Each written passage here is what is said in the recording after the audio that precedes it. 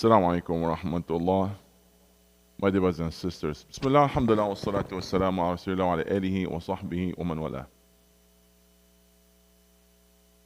Among the verses that we recited tonight, that when Allah subhanahu wa ta'ala mentioned the creation of Bani Adam, human being, and He mentioned that وَلَقَدْ خَلَقْنَا الْإِنسَانَ مِنْ صَلْصَالٍ.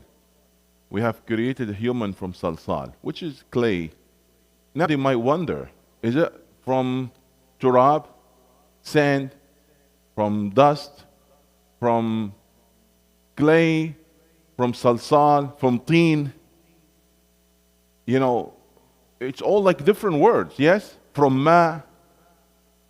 You might feel there's a kind of contradiction. One time Allah will say ma.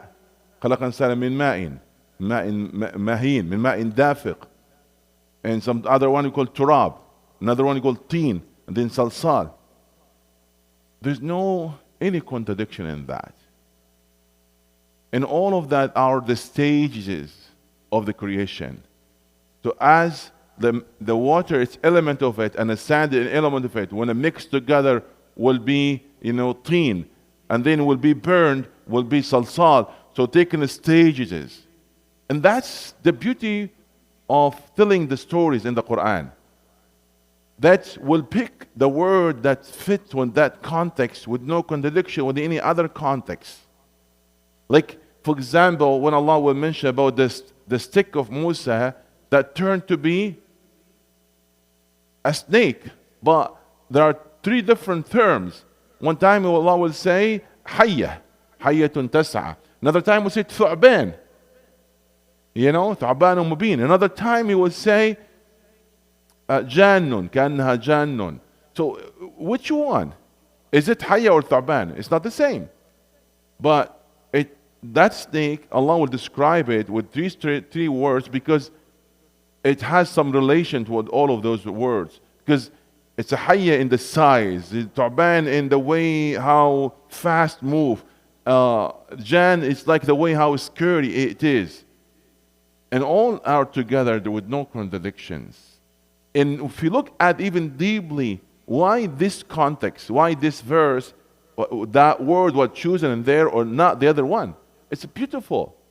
Let me give you an example. Allah will describe alamatu as-sa'ah and describing what's going to happen on the hour for that great collapse. He mentioned in many verses, one of that in Surah Al-Infitar, another one, that in Surah Al-Mutaffi, Surah Al-Takwir. So Allah, for example, said, وَإِذَا الْبِحَارُ فُجِّرَتْ. In Surah Al-Infitar, إِذَا الْبِحَارُ فُجِّرَتْ.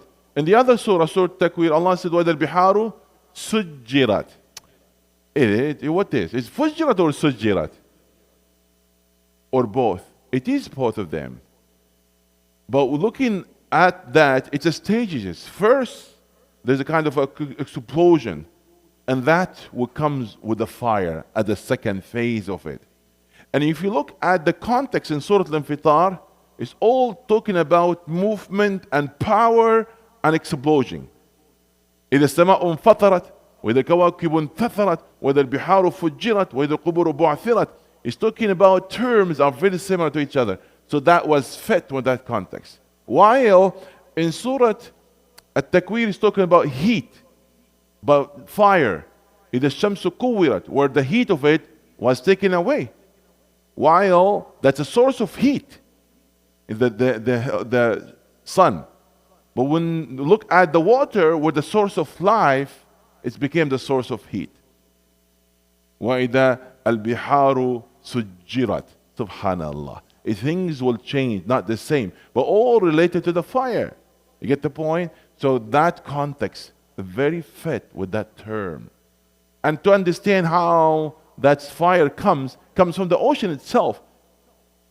Actually, the water from the chemical way, it's a two atom of hydrogen with one of oxygen. Each one of them is a source of fire. It's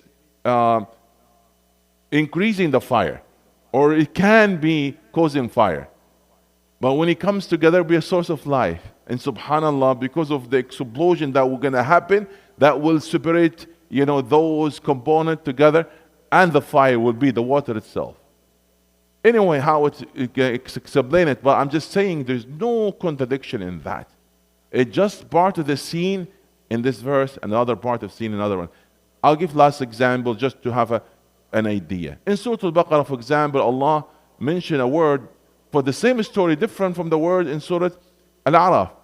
When Allah subhanahu wa ta'ala talk about Musa, when he hit the stone, he said, فَانْبَجَسَتْ مِنْهُ 12 عَيْنًا in Surah Al-A'raf. But when it comes to Surah Al-Baqarah, it says, فَانْفَجَرَتْ مِنْهُ 12 عَيْنًا. And they're not the same. In Bajasat, that when the water slowly came out. And in Fajarat, that it gushed with the power and with the strength, and a lot of it. Is any contradiction in there? You might think, but it's not. That gives you the scene, the picture. So how the water came at the first place? Slowly. And when they saw that, it just slowly, and Allah subhanahu wa ta'ala showed them even powerful ayah, where on the second scene, they saw the water that comes with the amount that they cannot even believe. That's فَانْفَجَرَتْ. Subhanallah. But the question now, why in Surah Al-Baqarah Allah said فَانْفَجَرَتْ, not فَانْبَجَسَتْ? You know why? Because maqam wa takreem. That's a place of honoring. And remind him with the pleasure of Allah. And when you remind him, you will bring the bigger picture and the best scene, which comes from Fajarat, not just from Bajasat. And it's a beautiful how the Quran, looking at the word, not only in its context, and every other context that's similar to this context, and every word in its place. In fact, every vowel in its place. Wallahi, it's amazing things. We need to attach ourselves to the language of Quran, the word of Quran, and that's mind-blowing. Just what we know. And by the way, you think like even Arab being blessed, because of they are no Arabic, so they are close to the Quran. My dear brothers and sisters, there are more interpretation and tafsir and commentary on Quran in Arabic than any other language. What that tells you. Even Arab people need, somebody to explain the words of Allah subhanahu wa ta'ala to them. But we need to make ijtihad and effort to be more close to the language of the Quran. May Allah subhanahu wa ta'ala guide us to the Quran, and may Allah subhanahu wa ta'ala make the Quran is our manual, our guide, and our light. Ameen. Jazakallah khairan.